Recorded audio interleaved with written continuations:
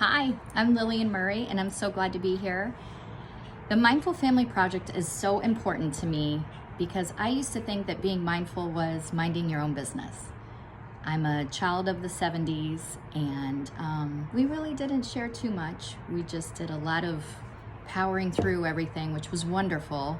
Came from two very hardworking Cubans. I was the first generation here in the United States, and I couldn't ask for better stock, honestly.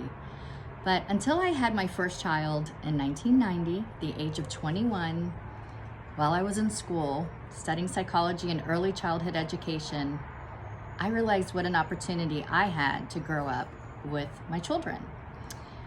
And what kind of parent am I going to be was running through my head consistently. Even at the young age of 21, it was very important for me to focus on his experience as I was struggling to be a single mom after a short marriage.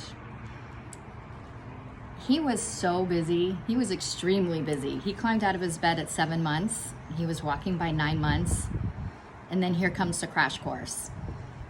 This baby taught me how to pay complete attention, how to play hard all day without tiring, how to let one thing go and move on to another, and how to move and sit with no tension and an open mind.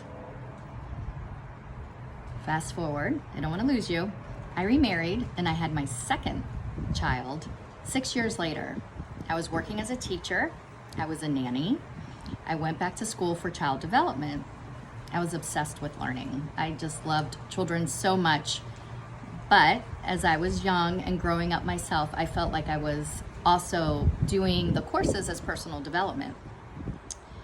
And my second child was completely different than my first and had a totally different pace. If you ask the pediatrician or the teachers in the first 5 to 6 years, they would say I was overly concerned. Then sometimes they even would say, oh, your culture, you're Cuban, you're very dramatic. And I would say that I was curious and that I was using my intuition. Today they are 25 and 31, and I'm still learning from them. There's a lot of stories to tell in between, but I'm giving you the short story.